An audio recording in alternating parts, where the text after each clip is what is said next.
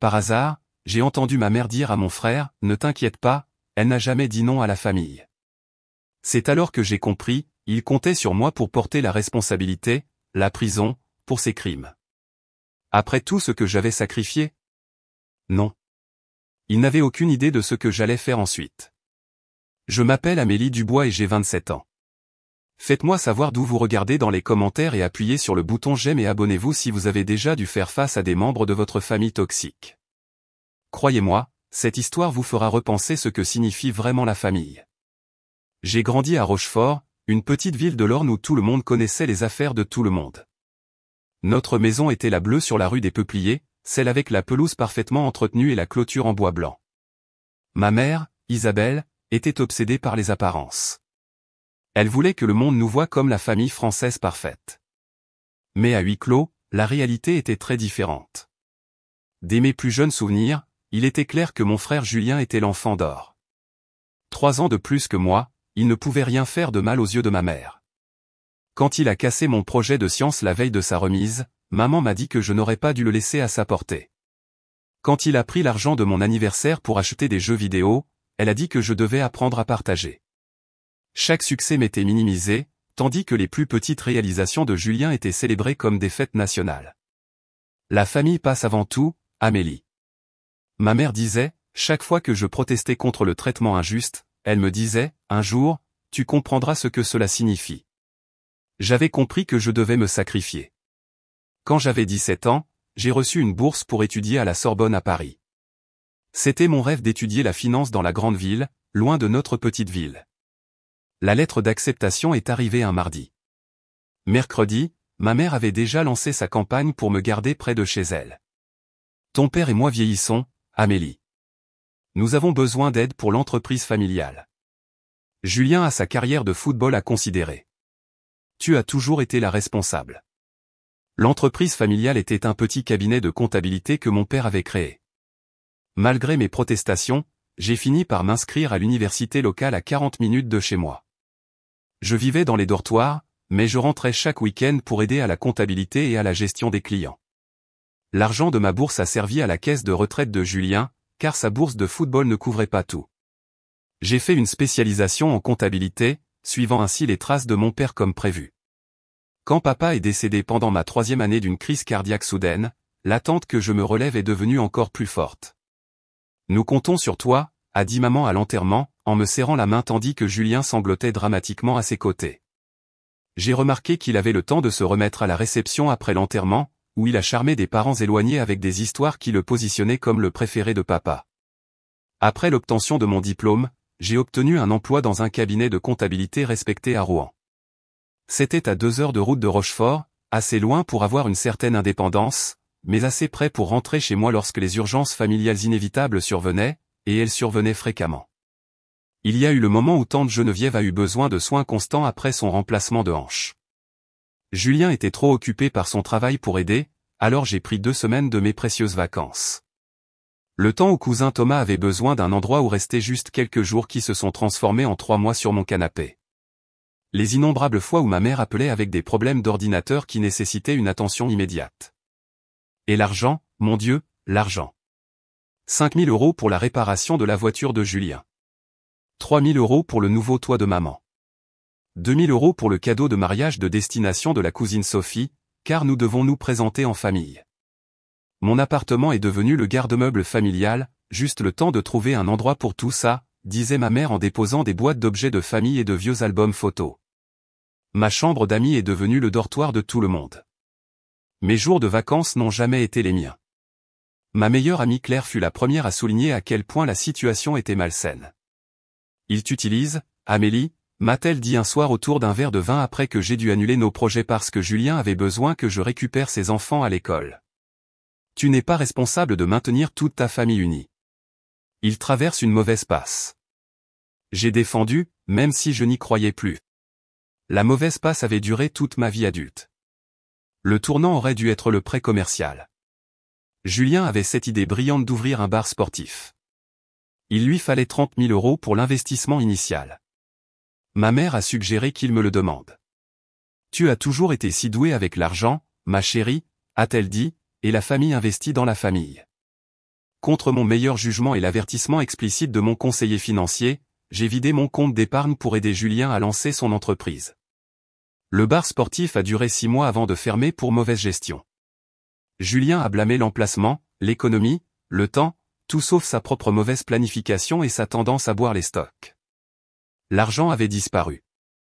Mes économies durement gagnées, l'acompte pour la maison dont j'avais rêvé, se sont évanouies avec l'entreprise de Julien. Quand j'ai timidement demandé le remboursement, ma mère a été choquée. Il a tout perdu dans cette affaire, Amélie. Comment peux-tu être si insensible? C'est ton frère. C'est là que j'ai réalisé que j'avais un problème sérieux. J'étais prise dans un schéma d'auto-sacrifice qui m'avait été inculqué depuis l'enfance. J'étais la personne fiable, la responsable, celle qui ne disait jamais non à la famille. Et ma famille était parfaitement heureuse de le rester. Mais quelque chose changeait en moi. Un lent ressentiment commençait à mijoter sous mon extérieur soigneusement entretenu. J'ai commencé à me demander à quoi ressemblerait ma vie si je me mettais en premier pour une fois. J'ai commencé à aspirer à des limites. Ce que j'ignorais alors, c'est que mon désir d'indépendance serait bientôt rencontré par la trahison ultime. Les personnes qui étaient censées m'aimer le plus au monde étaient sur le point de me montrer exactement jusqu'où elles iraient pour maintenir leur contrôle. La première fois que j'ai essayé d'établir une limite, on aurait cru que j'avais commis haute trahison. C'était une demande simple. S'il vous plaît, appelez avant de venir à mon appartement. Ma mère a agi comme si je lui avais demandé de se couper le bras droit. Je ne savais pas que j'avais besoin d'un rendez-vous pour voir ma propre fille, a-t-elle dit, sa voix dégoulinant de blessures. Je t'ai mise au monde, Amélie. Je t'ai changé la couche. Mais je suppose que cela ne me donne pas le droit de passer quand je suis dans le coin.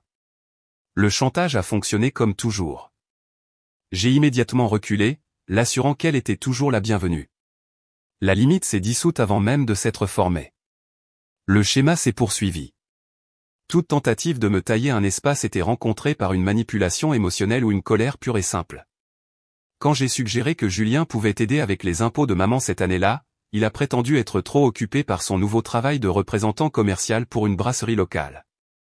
Quand j'ai mentionné que je ne pouvais pas me permettre de prêter plus d'argent, ma mère m'a rappelé que la famille s'occupe de la famille. Puis j'ai rencontré Marc. C'était un graphiste que j'ai rencontré lors d'une campagne marketing pour mon cabinet. Grand, avec de gentils yeux marrons et un rire facile. Il voyait quelque chose en moi que j'avais oublié qu'il existait. Quand nous avons commencé à sortir ensemble, je me suis senti comme si je pouvais respirer à nouveau. Marc appréciait mes opinions, respectait mon temps, et me trouvait drôle, une révélation, étant donné que ma famille m'écoutait rarement. Bien sûr, ma famille a immédiatement vu Marc comme une menace. Ma mère a commencé à appeler plus fréquemment, souvent avec des urgences qui interrompaient nos rendez-vous. Julien se présentait à l'improviste quand il savait que Marc serait là, prétendant avoir besoin d'une aide immédiate pour un document financier. Ils ont commencé une campagne subtile pour monopoliser mon temps et creuser un fossé entre nous. Mais Marc était perspicace. Un soir, après que j'ai écourté notre dîner parce que ma mère prétendait être bloquée hors de son compte email, il a doucement pris mes mains par-dessus la table. « Amélie, j'ai besoin de te dire quelque chose, » a-t-il dit, ses yeux sérieux. « Je suis préoccupé par ta relation avec ta famille. Ils semblent t'exiger beaucoup de toi sans donner grand-chose en retour. » Mon instinct était de les défendre, mais les mots se sont coincés dans ma gorge. Au fond, je savais qu'il avait raison. Ils dépendent juste de moi, ai-je dit faiblement. Ils ne veulent pas faire de mal. L'intention ne change pas l'impact, a répondu Marc. Tu es épuisé tout le temps. Tu mets ta carrière en danger avec toutes ces urgences de dernière minute, et je te vois rarement vraiment détendue et heureuse, sauf quand nous sommes loin de ton téléphone. Ces observations ont fait mouche, mais des années de conditionnement étaient difficiles à briser. Pourtant, la perspective de Marc m'a donné une nouvelle lentille pour examiner ma dynamique familiale. J'ai commencé à remarquer des schémas que j'avais auparavant acceptés comme normaux. La tension a atteint son paroxysme cet été-là lorsque j'avais planifié une semaine de vacances à Cancun avec Marc. J'avais économisé pendant des mois, réservé mon congé de travail 3 mois à l'avance, et j'attendais avec impatience mes premières vraies vacances depuis des années. 2 jours avant notre départ, Julien a appelé. « Amélie, j'ai besoin d'une énorme faveur, » a-t-il dit, sa voix portant ce mélange familier de charme et de désespoir.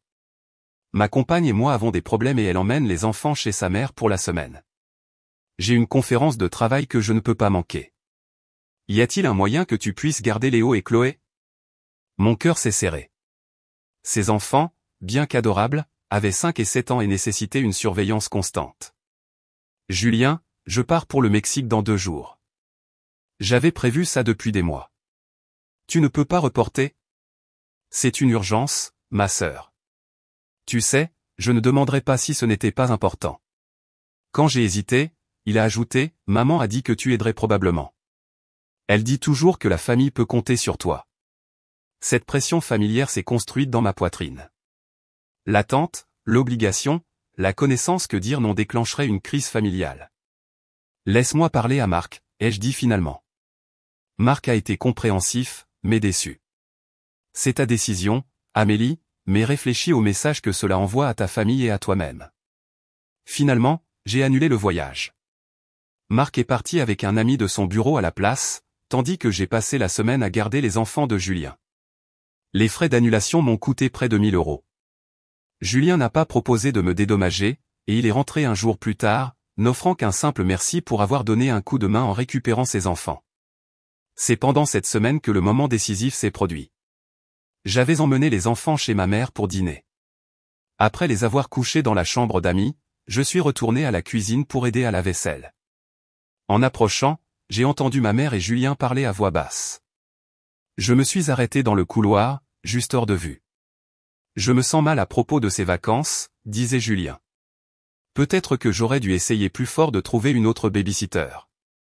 Ne sois pas ridicule, a répondu ma mère. Amélie comprend ses responsabilités. Elle ne dit jamais non à la famille. C'est juste qui elle est. Les mots m'ont frappé comme un coup physique. Elle ne dit jamais non à la famille. Pas parce que j'étais aimante ou généreuse, mais parce que j'étais utile, parce que j'étais fiable, parce qu'on attendait de moi que je me sacrifie sans me plaindre. À cet instant, debout dans le couloir faiblement éclairé de ma mère, avec l'odeur de la tarte aux pommes qui flottait encore dans l'air, quelque chose s'est cristallisé en moi. J'ai vu avec une clarté parfaite comment ma famille me voyait, non pas comme un individu avec mes propres besoins et désirs, mais comme une ressource à exploiter chaque fois que nécessaire. J'ai dû faire un bruit car la conversation s'est arrêtée brusquement. Je me suis recomposé et je suis entré dans la cuisine comme si je n'avais rien entendu. Mais à l'intérieur, tout avait changé. Au cours des mois suivants, j'ai commencé à remarquer plus de signaux d'alerte. La situation financière de Julien semblait de plus en plus désespérée. Il faisait des commentaires à la volée sur les appels des huissiers. Il a loué une nouvelle voiture qu'il ne pouvait clairement pas se permettre.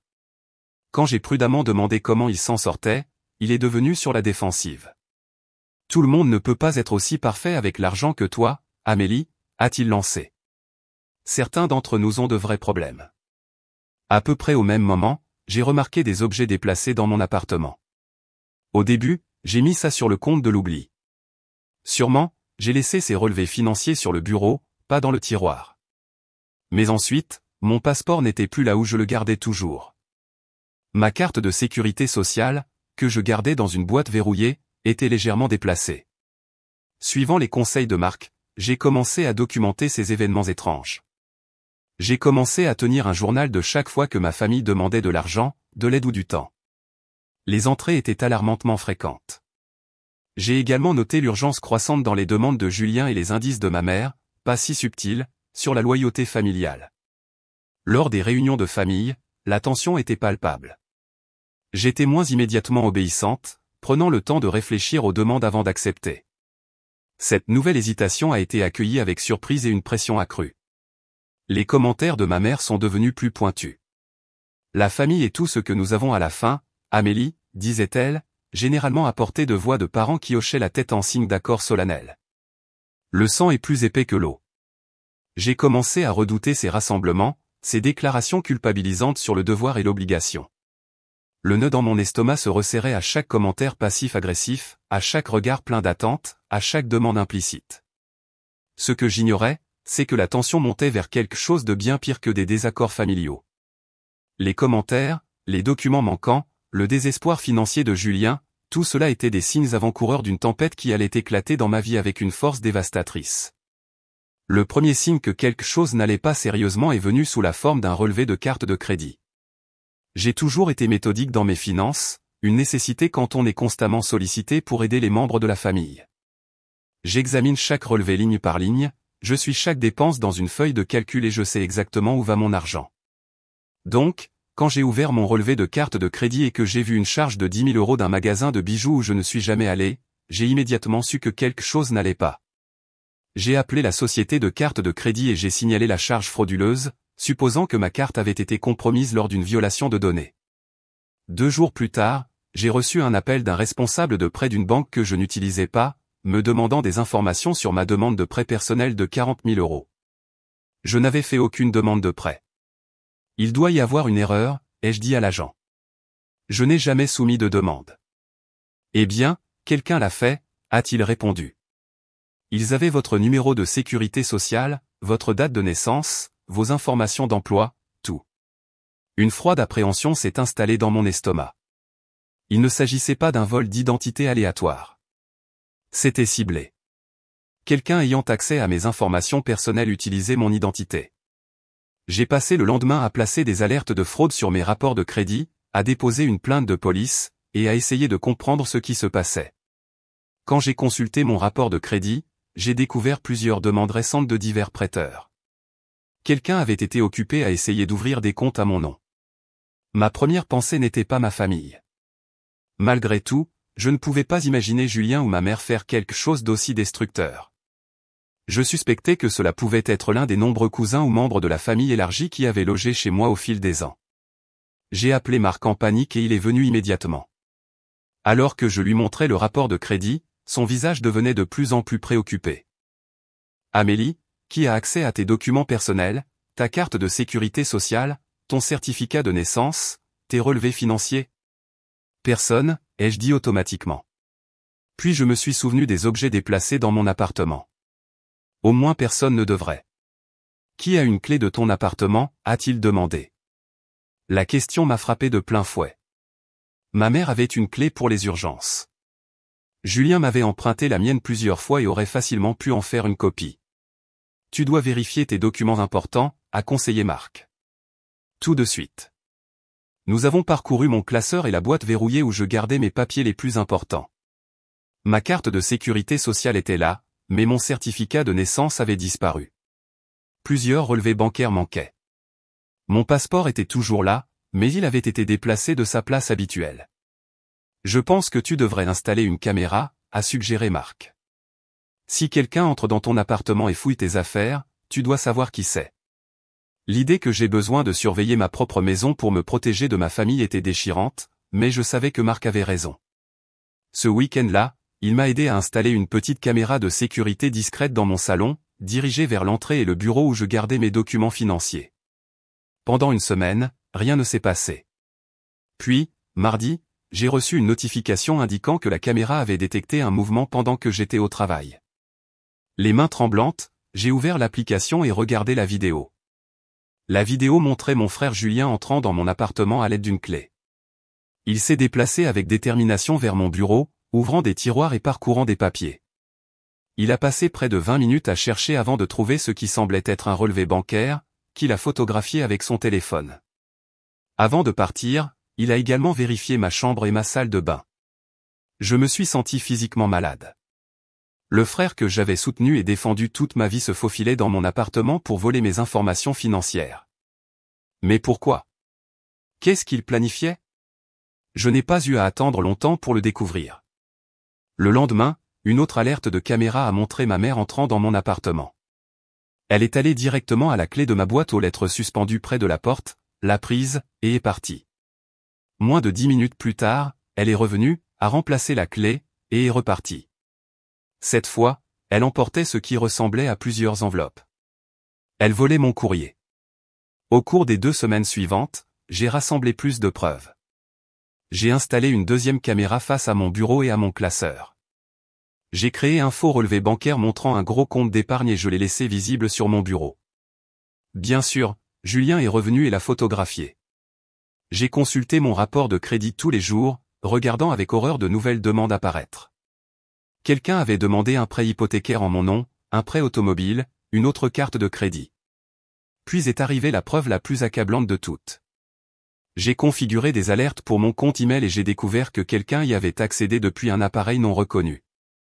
J'ai immédiatement changé mon mot de passe et vérifié mon dossier d'envoi. Là, j'ai trouvé des emails que je n'avais jamais écrits envoyés à diverses institutions financières. Dans ces emails, j'autorisais mon frère Julien à discuter de mes comptes. Il y avait aussi des emails entre Julien et moi discutant de la façon dont j'avais accepté de co-signer pour ses prêts parce qu'il m'aidait à investir dans une opportunité d'affaires. C'était une piste papier conçue pour donner l'impression que j'avais volontairement participé à quelque projet que ce soit qu'il créait. Le dernier élément du puzzle est arrivé lorsque j'ai découvert un échange de mails entre Julien et ma mère. Julien avait transféré un rejet de demande d'une société de prêt en ajoutant « Ils deviennent suspects à propos de toutes les récentes demandes. Nous devons accélérer ». La réponse de ma mère m'a donné le frisson. Ne t'inquiète pas. Si quelque chose tourne mal, le crédit d'Amélie est parfait. Nous dirons qu'elle a autorisé tout ça. Qui croirait qu'elle ne voulait pas aider son frère en difficulté? Au pire, elle prendra le coup pendant un certain temps. Elle comprendra que c'est pour la famille. Il ne volait pas seulement mon identité à des fins lucratives. Il me préparait à prendre le blâme si leur complot échouait. Je me suis assise dans mon appartement entouré de preuves de la trahison de ma famille, ressentant un détachement surréaliste. Les personnes qui étaient censées m'aimer inconditionnellement étaient prêtes à détruire mon avenir financier, ma réputation, peut-être même à m'envoyer en prison pour fraude. Tout cela parce que j'étais la personne fiable, celle qui ne dit jamais non à la famille. La profondeur de la trahison était inimaginable. Ce n'était pas juste profiter de ma générosité. C'était un préjudice calculé et prémédité. C'était me voir non pas comme une fille ou une sœur, mais comme un bouc émissaire pratique. La douleur que j'ai ressentie était physique, un poids écrasant sur ma poitrine qui rendait la respiration difficile. J'avais tout donné à ma famille, mon temps, mon argent, mes opportunités. Et en retour, ils avaient comploté ma destruction. J'ai appelé Marc, ma voix tremblant tellement qu'il pouvait à peine me comprendre. Quand il est arrivé, je lui ai montré tout ce que j'avais découvert. Son visage s'est durci à chaque nouvelle preuve. Amélie, a-t-il dit, enfin, c'est criminel. C'est du vol d'identité et de la fraude. Tu dois les dénoncer. L'idée de dénoncer ma propre mère et mon frère à la police me rendait physiquement malade. Malgré tout, ils étaient toujours ma famille. Je me souvenais encore de Julien m'apprenant à faire du vélo, de ma mère prenant soin de moi pendant mes maladies d'enfance. Peut-être que je peux leur parler, ai-je suggéré faiblement. Peut-être qu'ils ne comprennent pas ce qu'ils font. Marc m'a regardé avec un mélange de compassion et de fermeté. Ils comprennent exactement ce qu'ils font. Les emails le prouvent. Ils comptent sur ta loyauté pour les laisser s'en tirer. Au fond, je savais qu'il avait raison. Ce n'était pas un malentendu. C'était une tentative délibérée d'exploiter mon amour pour eux. Ils avaient compté sur mon incapacité à me défendre, sur mon schéma de vie consistant à faire passer leurs besoins avant les miens. Pour la première fois de ma vie, j'allais devoir dire non à la famille, et cela allait coûter cher à tout le monde. J'ai passé la nuit à pleurer jusqu'à ce qu'il n'y ait plus de larmes, juste une douleur creuse dans ma poitrine. Au matin, j'avais atteint un étrange calme, le genre qui vient quand on a atteint le fond émotionnel, et qu'il n'y a plus rien plus bas. Marc est resté avec moi, dormant sur le canapé et veillant sur moi toute la nuit. Ma meilleure amie Claire est venue à l'aube, apportant du café et son soutien indéfectible. Elles se sont assises avec moi dans mon salon pendant que j'essayais de digérer l'inimaginable trahison. Je continue de penser qu'il doit y avoir une explication, ai-je dit, fixant mon café intact. Une raison qui rendrait cela logique. Il y a une explication, a dit Claire doucement. Ce sont des gens égoïstes qui ne se soucient pas de qui ils blessent, même leurs propres filles et sœurs. Mais ce sont ma famille, ai-je murmuré, le mot se coinçant dans ma gorge. La biologie ne donne à personne le droit de détruire ta vie, a répondu Marc, me prenant la main. Ce qu'ils font est criminel, Amélie. Ce n'est pas un désaccord familial. C'est de la fraude. Je savais qu'ils avaient raison, mais j'avais besoin d'entendre la vérité de la bouche de ma mère et de mon frère. J'avais besoin de leur donner une chance de s'expliquer, de s'excuser, de rectifier les choses. J'ai décidé de les confronter au dîner familial hebdomadaire que ma mère organisait tous les dimanches. Ce dimanche fut le plus long jour de ma vie. Je me suis habillé soigneusement, comme pour me préparer à une bataille. D'une certaine manière, c'était le cas. J'ai apporté des copies des preuves, pas tout, mais assez pour prouver que je savais ce qu'ils avaient fait. Marc et Claire voulaient venir avec moi, mais je savais que c'était quelque chose que je devais faire seul. Quand je suis arrivé chez ma mère, l'odeur familière de son rôti de bœuf remplissait l'air. La voiture de Julien était déjà dans l'allée. Mes mains tremblaient en frappant à la porte de la maison où j'avais grandi. Je me sentais soudainement comme une étrangère. Ma mère a répondu avec son sourire habituel, m'embrassant la joue comme si tout était normal, comme si elle n'avait pas systématiquement détruit ma vie financière. « Tu es en retard, ma chérie », a-t-elle dit. Julien et sa compagne sont déjà là avec les enfants. La normalité était surréaliste. Julien était assis à la table à manger aidant son fils avec un jouet. Il a levé les yeux et m'a fait un signe de la main décontractée, le même frère qui avait fouillé dans mes documents personnels quelques jours auparavant. Le dîner fut une expérience bizarre. Nous avons mangé du rôti de bœuf et discuté de la météo pendant que mon cœur battait si fort que j'étais sûr qu'il pouvait l'entendre. Ma mère m'a demandé du travail. Julien a parlé des activités scolaires de ses enfants. C'était comme si j'avais imaginé toute cette histoire, comme si les preuves qui se trouvaient dans mon sac n'existaient pas. Finalement, alors que ma mère servait la tarte aux pommes en dessert, je n'ai pas pu maintenir la mascarade plus longtemps. « Je sais ce que vous avez fait », ai-je dit calmement, en regardant entre ma mère et Julien. « Je sais que vous avez utilisé mon identité pour contracter des prêts. » La pièce devint silencieuse. La fourchette de Julien s'arrêta à mi-chemin de sa bouche. La main de ma mère s'immobilisa sur le serveur de tarte. « De quoi parles-tu, Amélie ?» a demandé ma mère, sa voix soigneusement mesurée. J'ai sorti le dossier des preuves et les posé sur la table. J'ai des vidéos de vous deux entrant dans mon appartement quand je n'étais pas là. J'ai des copies de mails entre vous discutant de la façon d'utiliser mon crédit. J'ai des preuves de demande de prêt soumises en mon nom. Le visage de Julien devint rouge. Tu nous as espionnés? Quel genre de personne met des caméras pour espionner sa propre famille? L'audace de sa réponse m'a stupéfaite un instant. Il essayait de faire de moi la méchante. Le genre de personne qui remarque ses documents personnels être déplacés, ai-je répondu, trouvant de la force dans l'absurdité de son accusation. Le genre de personne qui reçoit des appels concernant des demandes de prêt qu'elle n'a jamais soumises. Ma mère a posé une main sur le bras de Julien, le faisant taire. Elle s'est tournée vers moi avec l'expression qu'elle utilisait tout au long de mon enfance quand j'étais difficile. Amélie, ma chérie, je pense que tu es confuse. Julien a eu quelques problèmes financiers. Oui, et nous avons peut-être emprunté tes relevés financiers pour les utiliser comme modèle pour ces demandes de prêt, mais tout ce que nous avons fait, c'était pour aider la famille. Des modèles, ai-je répété, incrédule. Vous avez volé mon identité. Vous avez contracté des prêts et des cartes de crédit en mon nom sans que je le sache ni sans permission. Nous allions tout rembourser, a interrompu Julien. C'était juste temporaire jusqu'à ce que mon chèque de commission arrive. Tu fais croire que nous sommes des criminels. Qu'est-ce que vous avez fait, ai-je demandé. Criminel, ai-je dit, ma voix montant malgré mes efforts pour rester calme. C'est du vol d'identité et de la fraude. L'expression de ma mère s'est durcie. Baisse la voix, Amélie. Les enfants vont entendre.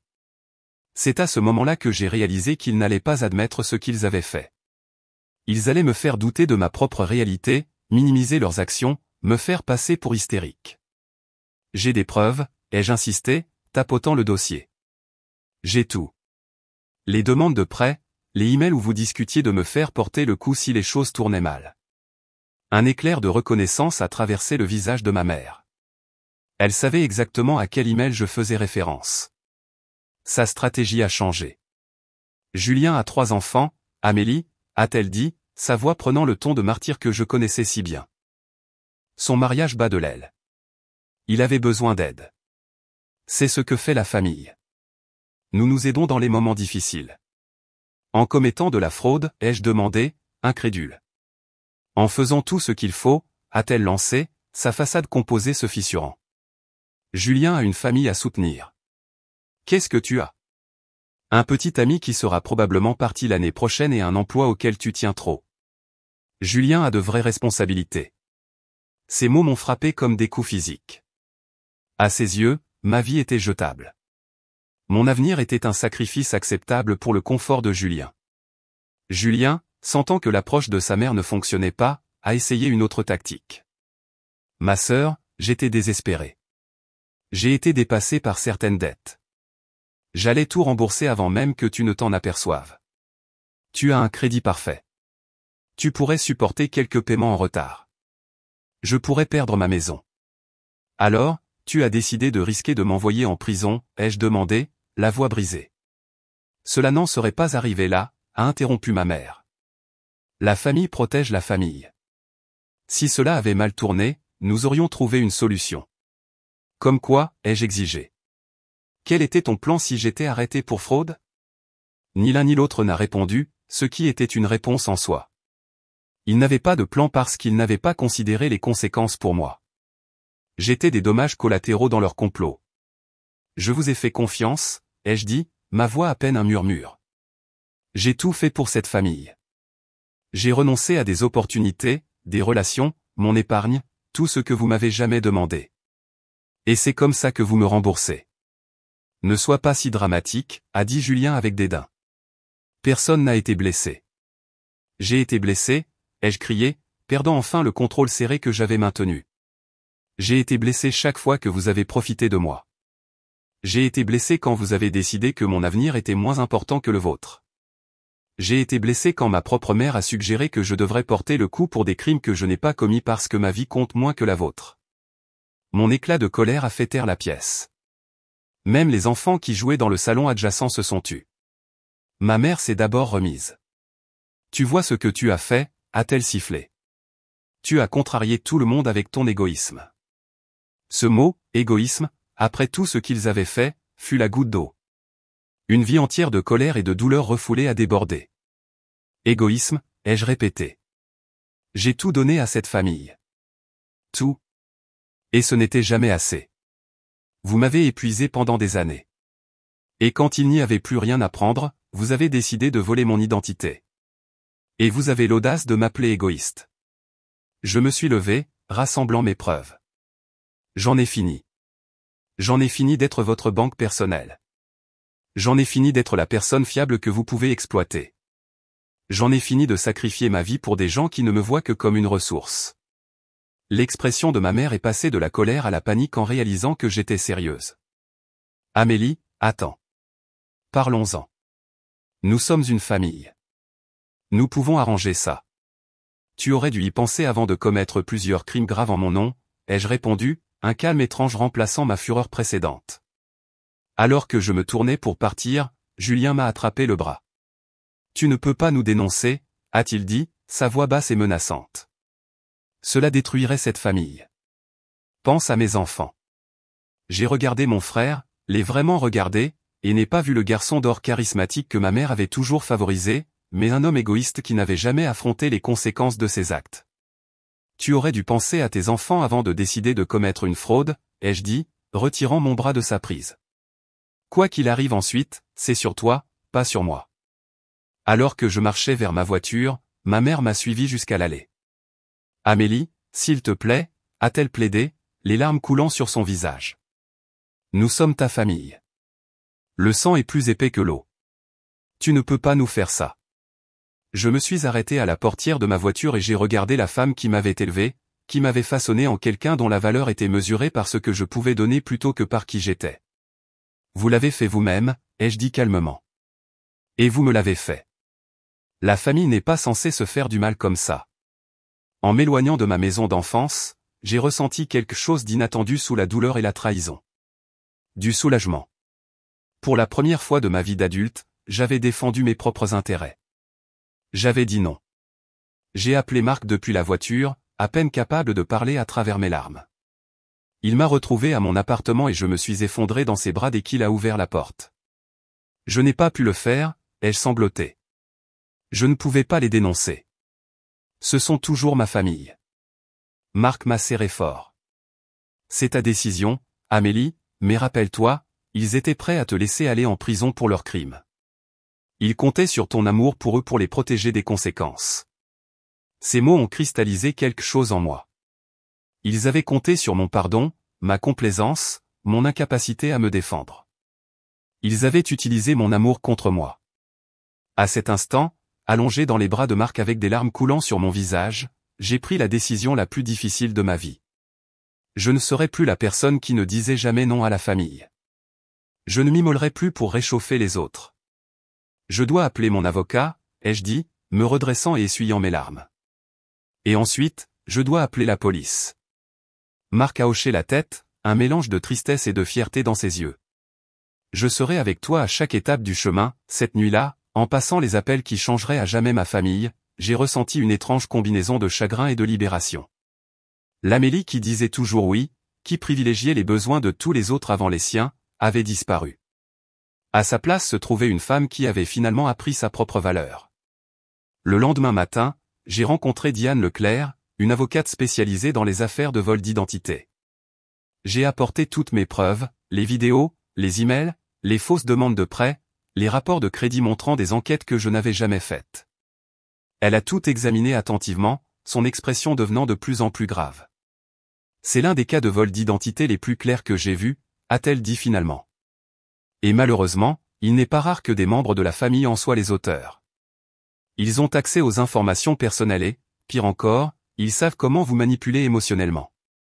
Que dois-je faire, ai-je demandé, toujours déchiré malgré ma résolution de la nuit précédente. Juridiquement parlant, vous avez plusieurs options, a expliqué Diane. Vous pouvez signaler le vol d'identité à la police et porter plainte. Vous pouvez intenter une action civile pour récupérer les dommages, ou vous pouvez essayer de résoudre cela en privé, bien que je ne recommande pas cette voie compte tenu de l'étendue de ce qu'ils ont fait. Si je les dénonce, ai-je demandé timidement, qu'est-ce qui leur arriverait?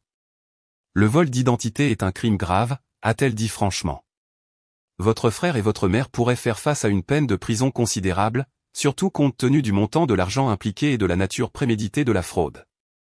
Il y aurait également des amendes et des restitutions. La pensée de ma mère en prison me donnait la nausée. Mais l'alternative, leur permettre de détruire mon avenir financier et potentiellement m'envoyer en prison pour leurs crimes, était impensable. J'ai besoin de temps pour réfléchir, ai-je dit.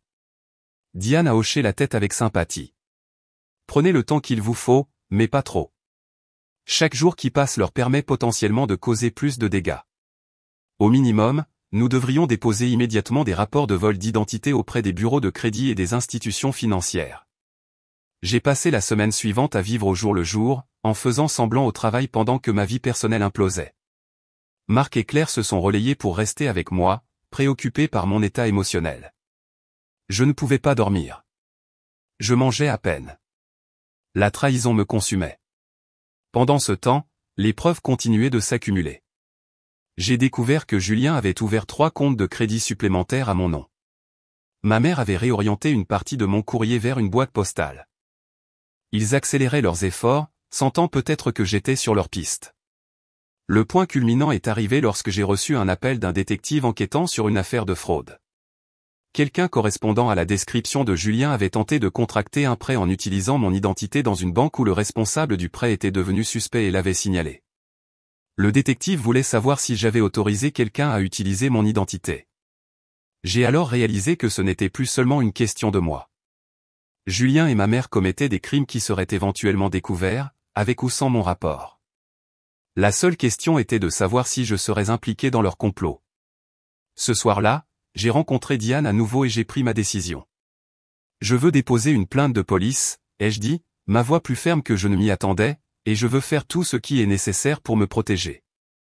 Diane a hoché la tête avec approbation. C'est la bonne décision, aussi difficile soit-elle. Voici ce que nous allons faire. Sous ses conseils, j'ai mis en œuvre une stratégie complète. Premièrement, nous avons déposé des rapports détaillés auprès de la police, de la Direction générale de la concurrence, de la consommation et de la répression des fraudes et des 3 bureaux de crédit. J'ai fourni les preuves vidéo, les emails et la documentation de chaque compte frauduleux que j'avais découvert. Ensuite, j'ai contacté toutes les institutions financières où des comptes avaient été ouverts à mon nom, contesté les comptes et fourni des preuves qu'ils étaient frauduleux.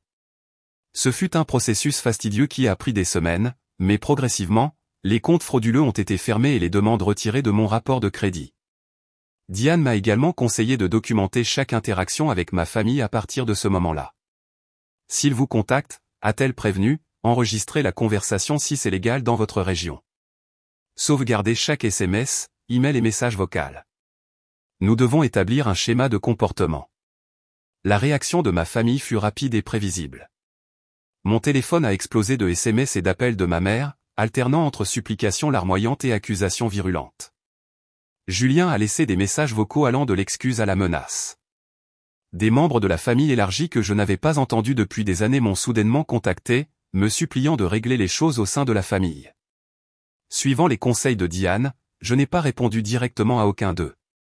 Au lieu de cela, elle a envoyé des lettres formelles à ma mère et à Julien, indiquant que toute communication devait passer par son bureau et les avertissant de toute utilisation ultérieure de mes informations personnelles. L'enquête a révélé que la fraude était encore plus étendue que je ne l'avais découvert initialement. Julien avait contracté plus de 120 000 € de prêts et de crédits en utilisant mon identité. Il avait également utilisé mes informations comme garantie pour d'autres prêts, me mettant à risque pour des dettes dont j'ignorais tout. L'implication de ma mère était moins directe, mais tout aussi accablante. Elle avait aidé Julien à accéder à mon appartement, volé mon courrier, et plus dérangeant encore, elle avait rédigé des emails discutant explicitement de la façon dont je pourrais porter le coup si les choses tournaient mal. Alors que le processus juridique avançait, je me suis concentré sur la protection et la reconstruction de ma vie financière.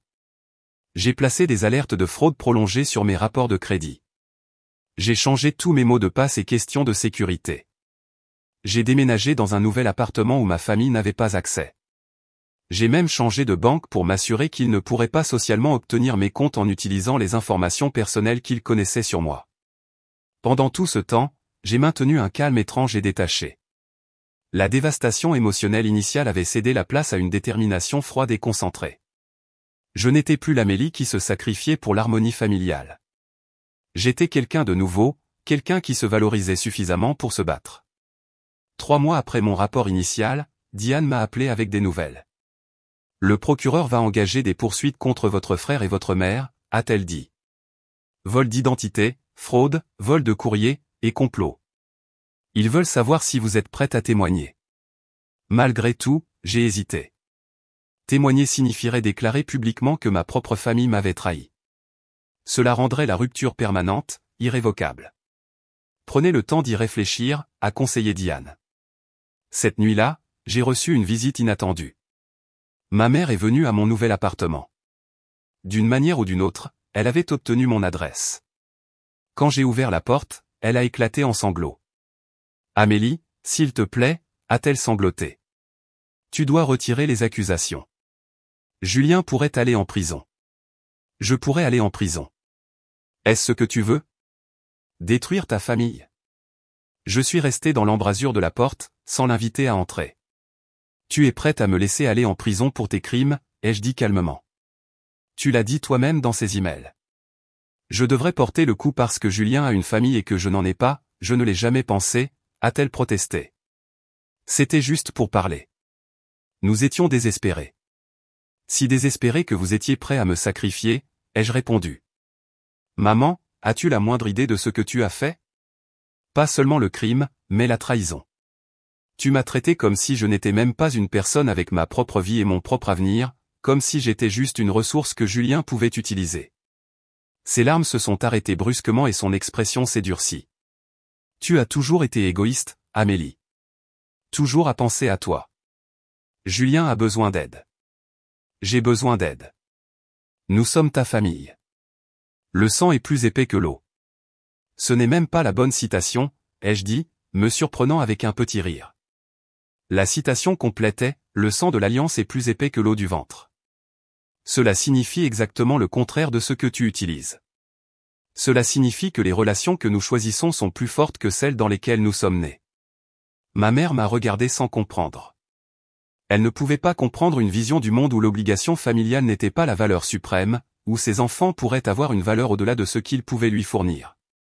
Je vais témoigner, ai-je finalement dit, non pas par vengeance, mais parce que toi et Julien devez enfin faire face aux conséquences. Peut-être comprendrez-vous alors ce que vous avez fait. Si tu fais ça, a-t-elle dit, sa voix prenant une nuance menaçante, tu ne seras plus ma fille. Les mots auraient dû me dévaster. Au lieu de cela, j'ai ressenti un étrange sentiment de paix. Je n'ai plus été ta fille à partir du moment où tu as décidé que mon avenir était un sacrifice acceptable pour le confort de Julien, ai-je répondu. Au revoir, maman. Alors que je fermais la porte sur son visage choqué, j'ai réalisé que j'avais aussi fermé un chapitre de ma vie. La famille que je connaissais était partie. Ce qui la remplacerait restait à voir, mais pour la première fois, je me sentais libre de découvrir qui je pouvais être sans le poids écrasant de l'obligation familiale toxique. Le lendemain, j'ai appelé Diane. Je vais témoigner, ai-je dit. Je suis prête à dire toute la vérité. Le jour de l'inculpation de Julien fut surréaliste. Je me suis assise dans la salle d'audience regardant mon frère, vêtu d'un costume qui lui semblait soudainement trop grand, tandis que les accusations étaient lues. Vol d'identité, fraude, vol de courrier, complot. Il a plaidé non coupable, évitant entièrement mon regard. L'inculpation de ma mère a suivi une semaine plus tard. Elle avait engagé un avocat distinct qui a tenté de la présenter comme une complice involontaire manipulée par son fils. La stratégie n'a pas fonctionné. Les emails dans lesquels elle discutait explicitement de m'utiliser comme bouc émissaire ont rendu sa complicité claire. Au fur et à mesure que l'affaire progressait, j'ai appris plus de détails sur leur complot. Julien avait accumulé des dettes de jeu massives, quelque chose qu'il avait caché à tout le monde. Sa carrière de vente apparemment réussie était une façade. Il avait été licencié des mois plus tôt pour détournement de fonds de l'entreprise. La nouvelle voiture, les vacances en famille, les cadeaux coûteux pour ses enfants, tout était financé par des prêts qu'il ne pouvait pas rembourser. Lorsque les créanciers ont commencé à se rapprocher, il s'était tourné vers la cible la plus facile, moi. La sœur qui ne disait jamais non. La sœur avec un crédit parfait et un bon emploi. La sœur qui pouvait être manipulée par l'obligation familiale. Ma mère l'avait soutenue et aidée à chaque étape. Non seulement par amour maternel, mais parce que le style de vie de Julien maintenait l'image familiale qu'elle avait cultivée pendant des décennies. Le fils prospère, les beaux petits-enfants, la jolie maison dans le bon quartier. C'étaient les marqueurs de la famille parfaite qu'elle avait toujours voulu projeter. J'étais juste des dommages collatéraux dans leur quête pour maintenir les apparences. Les semaines précédant le procès furent un étrange entre-deux. Des membres de la famille élargie ont pris parti, beaucoup se ralliant à ma mère et à Julien. Le récit familial est rapidement devenu que j'étais vindicative et impitoyable, que j'exagérais un simple malentendu. Tante Geneviève, dont je m'étais occupé après son remplacement de hanche, a appelé pour me réprimander. Après tout ce que ta mère a fait pour toi, c'est comme ça que tu la rembourses ? En essayant de l'envoyer en prison. La famille pardonne, Amélie. M'a-t-elle pardonné quand elle a décidé que je devais porter le coup pour ses crimes, ai-je demandé calmement. Tante Geneviève n'eut pas de réponse. D'autres m'ont contacté avec leur soutien. Le frère de mon père, l'oncle Robert, qui avait toujours été quelque peu distant de ma mère, a appelé pour me dire qu'il était fier de moi de m'être défendu. Ton père t'aurait soutenu, a-t-il dit, me faisant verser des larmes inattendues. Il craignait toujours que Isabelle et Julien profitent de ta bonne nature. La révélation que mon père avait vu la dynamique que je n'avais que récemment reconnue était à la fois réconfortante et douloureuse. J'aurais aimé qu'il soit encore en vie pour m'aider à traverser cette terrible situation. Alors que la date du procès approchait, le procureur a proposé des accords de plaidoyer à Julien et à ma mère.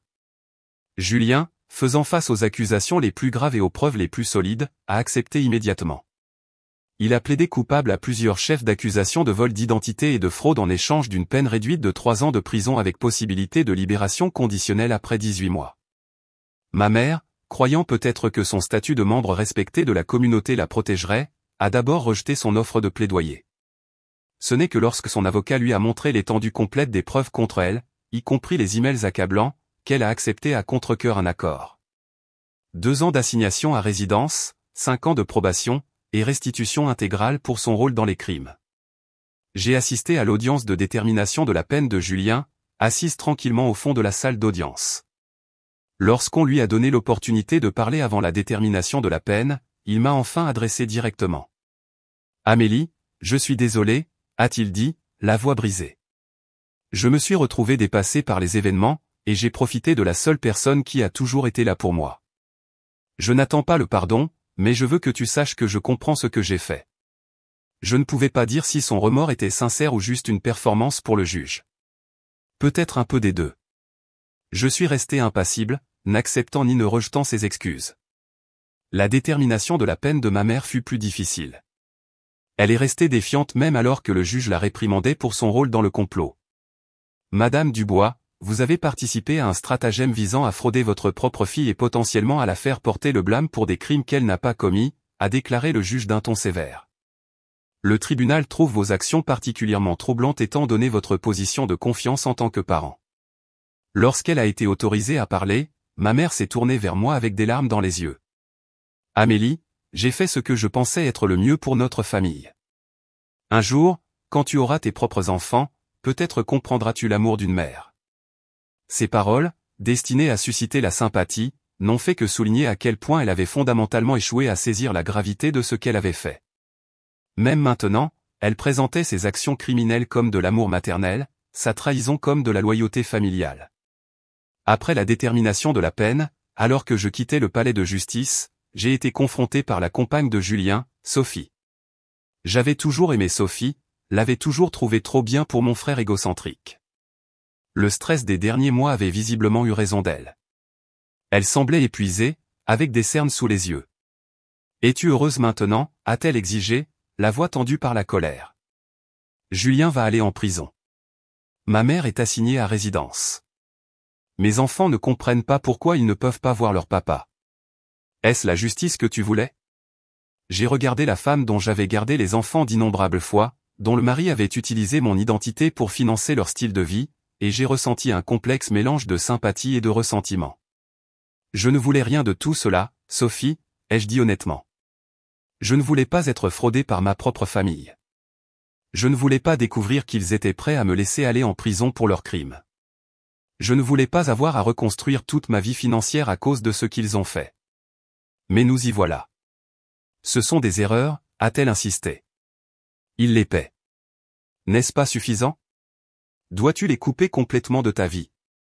Ce n'est pas ma décision, ai-je répondu.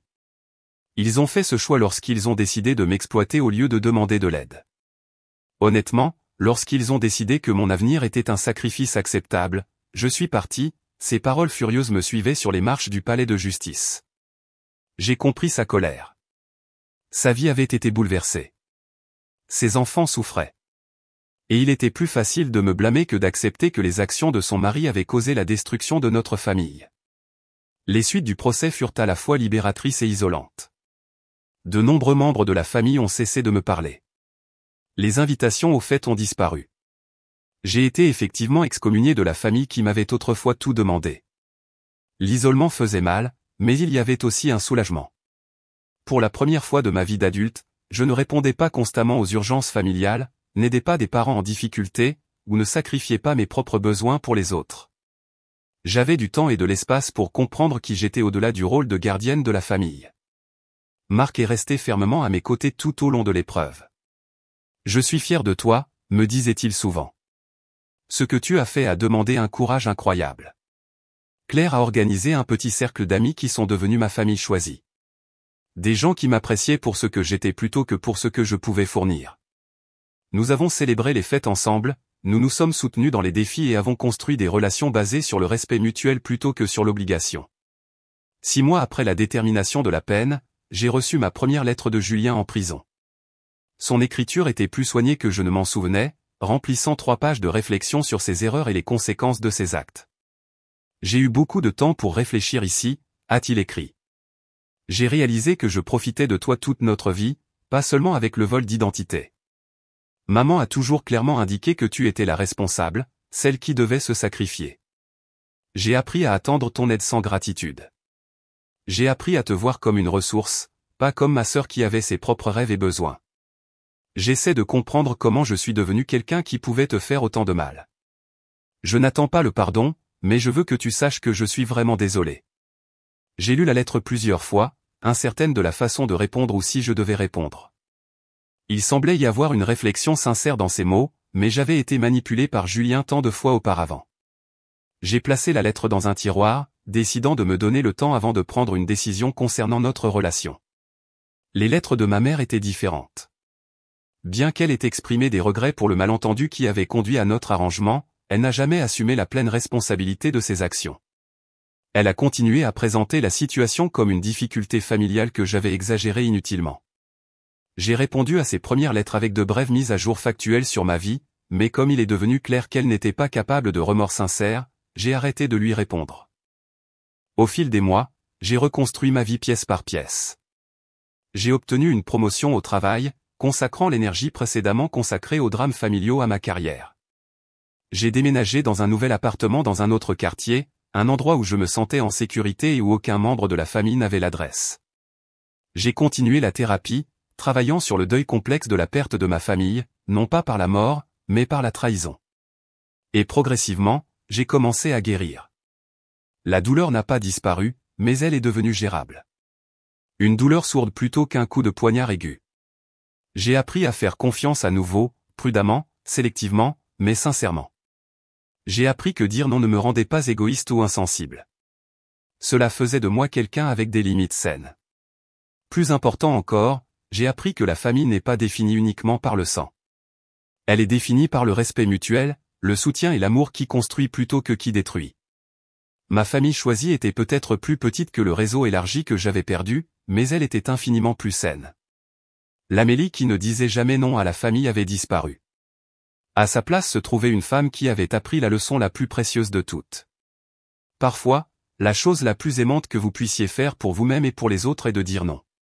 1 an après la détermination de la peine de Julien, je me suis assise dans le bureau du docteur Élodie Bernard, la thérapeute qui m'avait aidé à traverser les suites de la trahison de ma famille.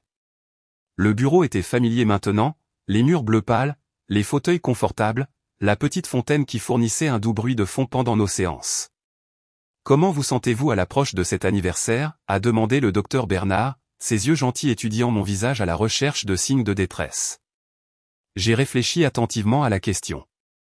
Mieux que je ne l'espérais, ai-je admis. Il y a toujours de la tristesse, mais elle ne me consume plus. Je peux penser à ce qui s'est passé sans avoir l'impression de ne pas pouvoir respirer. Le docteur Bernard a hoché la tête avec approbation. Vous avez fait un travail remarquable, Amélie. Peu de gens pourraient se remettre d'une trahison aussi profonde avec la résilience dont vous avez fait preuve. Ces mots m'ont réchauffé, mais je savais que mon parcours de guérison n'avait pas été un effort solo. J'ai eu de l'aide, ai-je dit. Marc, Claire, cette thérapie, je n'aurais pas réussi sans soutien. C'est une prise de conscience importante, a noté le docteur Bernard. La différence entre la dépendance malsaine et l'interdépendance saine. Vous avez appris à distinguer les personnes qui vous drainent de celles qui vous remplissent. Cette distinction avait été transformatrice. Dans les années qui ont suivi le procès, j'avais soigneusement reconstruit ma vie autour de personnes qui se souciaient sincèrement de mon bien-être, pas de ce qu'elles pouvaient faire pour elles. Ma relation avec Marc s'était approfondie en quelque chose que je ne savais pas possible, un partenariat d'ego qui se soutenaient mutuellement dans leur croissance plutôt que d'autoriser des schémas destructeurs. Marc m'avait demandé en mariage 3 mois plus tôt lors d'une soirée tranquille à la maison, plutôt qu'avec un grand geste. Je ne veux pas d'un grand mariage, avait-il dit, comprenant mes sentiments compliqués concernant les occasions familiales. Je veux juste construire une vie avec toi, quelle qu'elle soit. Nous planifions une petite cérémonie pour le printemps, entourée uniquement de ceux qui avaient gagné une place dans nos vies grâce à un amour et un soutien sincères. Ma carrière avait également prospéré. Avec l'énergie que j'avais auparavant consacrée aux crises familiales, j'ai obtenu une promotion importante dans mon cabinet de comptabilité. Je gérais désormais ma propre équipe, aidant les clients à naviguer dans des situations financières complexes avec empathie et expertise. Les compétences que j'avais développées grâce à ma propre récupération financière m'avaient donné un aperçu unique des aspects émotionnels de la gestion de l'argent. Mon nouvel appartement était dans un immeuble sécurisé, de l'autre côté de la ville de mon ancien quartier. Je l'avais décoré exactement comme je le voulais, sans aucune considération pour les préférences ou la commodité de quiconque. La chambre d'amis était mon bureau à domicile, pas un dortoir pour des parents. Les murs arboraient des œuvres d'art que j'aimais, pas des photos de famille qui déclenchaient des souvenirs douloureux. La voix du docteur Bernard m'a ramené au présent. Avez-vous eu des contacts avec votre mère ou votre frère récemment? J'ai soupiré, pensant à la lettre qui était arrivée de Julien la semaine précédente. Julien écrit toujours régulièrement. Ces lettres ont changé avec le temps. Les premières étaient encore manipulatrices de manière subtile, mais les récentes semblent plus sincèrement réfléchies. Il participe à un programme de réadaptation en prison, travaillant avec un conseiller sur la compréhension de ses comportements. Et qu'en pensez-vous? A demandé le docteur Bernard. Prudemment optimiste, ai-je répondu. Je ne sais pas si nous aurons un jour une relation, mais j'apprécie qu'il semble faire le travail pour comprendre ce qui s'est passé. Et votre mère? J'ai senti le serrement familier dans ma poitrine qui accompagnait les pensées de ma mère. Elle ne comprend toujours pas. Ces lettres reviennent toujours sur la façon dont j'ai déchiré la famille. Comment je dois pardonner et oublier? Elle est assignée à résidence dans le même quartier où tout le monde sait ce qui s'est passé. Et je pense qu'elle est plus préoccupée par l'embarras social que par la compréhension de son rôle dans le crime. Le docteur Bernard a hoché la tête avec sympathie. Certaines personnes ne sont pas capables de la réflexion nécessaire pour un changement sincère. Ce n'est pas votre responsabilité de réparer cela. Ces mots étaient devenus un mantra pour moi au cours de la dernière année. Ce n'était pas ma responsabilité de résoudre les problèmes de ma famille. Ce n'était pas mon devoir de sacrifier mon bien-être pour leur confort. Je n'étais pas obligé de pardonner à des personnes qui ne montraient aucun remords réel. Je pense au pardon ces temps-ci, ai-je dit, me surprenant à l'admettre. Pas le genre que ma mère veut, celui qui prétend que rien ne s'est passé et revient aux anciens schémas, mais le genre qui me permet de libérer une partie de la colère et d'avancer dans ma vie. C'est une distinction profonde, a dit le docteur Bernard. Le pardon ne nécessite pas la réconciliation. Il ne vous oblige pas à faire confiance à des personnes qui se sont révélées indignes de confiance. C'est quelque chose que vous faites pour vous-même, pas pour eux. J'avais commencé à comprendre cette différence. La colère que j'avais portée avait été nécessaire au début, alimentant mon courage pour me défendre et poursuivre la justice, mais la porter indéfiniment était épuisant, et finalement, cela me maintenait attaché au passé. Je pense que je suis prête à leur pardonner, ai-je dit lentement. Pas pour les laisser revenir dans ma vie sans changement et limites importants, mais pour me libérer de l'emprise que leur trahison a sur moi. Le docteur Bernard a souri. C'est une étape puissante, Amélie. Après ma séance de thérapie, j'ai rencontré Claire pour déjeuner dans notre café préféré. Notre amitié s'était approfondie pendant la crise, évoluant de rencontres occasionnelles vers un lien profond qui ressemblait plus à une fraternité que toute relation que j'avais eue avec des parents de sang.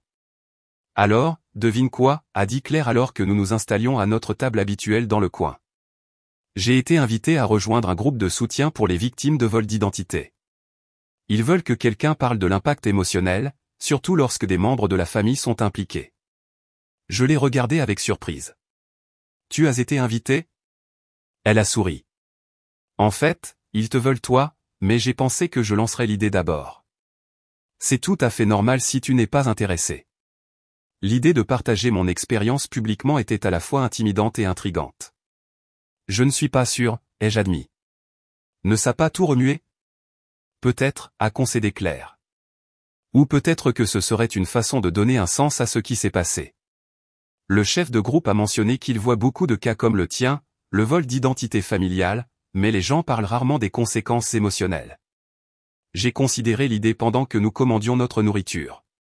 Tout au long de mon épreuve, je m'étais souvent senti isolé, comme si j'étais la seule personne à vivre une trahison familiale si profonde. Les statistiques que j'apprendrai plus tard racontaient une autre histoire. Les membres de la famille étaient parmi les auteurs les plus fréquents de vols d'identité, précisément en raison de l'accès et du levier émotionnel qu'ils possédaient. J'y réfléchirai, ai-je promis. 2 semaines plus tard, je me suis retrouvé assise dans une salle de réunion du centre communautaire partageant mon histoire avec un cercle d'étrangers qui hochaient la tête en signe de compréhension plutôt qu'en signe de jugement. Certains avaient été victimes de frères et sœurs, d'autres de parents ou d'enfants. Chaque histoire était unique, mais les thèmes étaient remarquablement familiers. Trahison, culpabilité, lutte pour établir des limites, deuil de la perte de relations familiales. Après la réunion, une femme à peu près de mon âge s'est approchée de moi timidement. « Merci d'avoir partagé votre histoire », a-t-elle dit. Je suis encore au milieu de gérer ma situation. Mon père a utilisé mon identité, et entendre comment vous vous êtes défendu me donne l'espoir que je peux faire de même. Ces mots sont restés avec moi, allumant une étincelle qui a grandi dans les mois suivants. J'ai commencé à parler régulièrement lors de groupes de soutien, puis lors d'ateliers communautaires sur la sécurité financière et les limites familiales. J'ai collaboré avec une organisation locale à but non lucratif sur du matériel éducatif sur la prévention et le rétablissement du vol d'identité. Ce qui avait commencé comme mon cauchemar personnel s'est transformé en une mission pour aider les autres à traverser des situations similaires. Pendant ce temps, ma relation avec ma famille de sang est restée compliquée. Julien a continué à écrire de prison, ses lettres devenant de plus en plus réfléchies et conscientes de soi. 6 mois avant sa date de libération conditionnelle la plus tôt possible, il m'a demandé si j'envisagerais de le rencontrer. Après de longues discussions avec Marc, Claire et le docteur Bernard, j'ai accepté une visite supervisée. La salle de réunion de la prison était austère et impersonnelle, rien comme la cuisine familiale chaleureuse où nous avions grandi. Julien semblait plus âgé, plus mince, son comportement confiant remplacé par une humilité prudente. « Merci d'être venu », a-t-il dit, sa voix plus rauque que je ne m'en souvenais. « Je n'étais pas sûr que tu viendrais. »« Je n'étais pas sûr non plus », ai-je répondu honnêtement.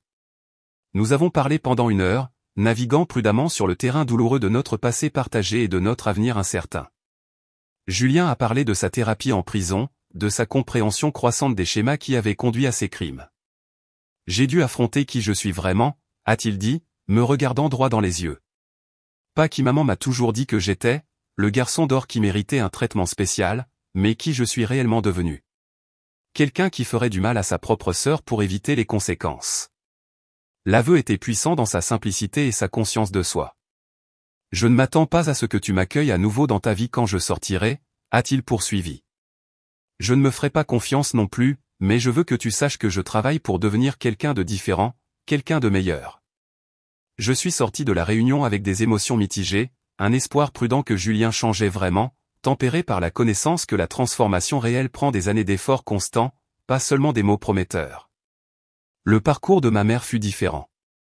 À la fin de son assignation à résidence, elle a intensifié ses efforts pour rétablir notre relation selon ses termes, sans la responsabilité et les limites que j'exigeais.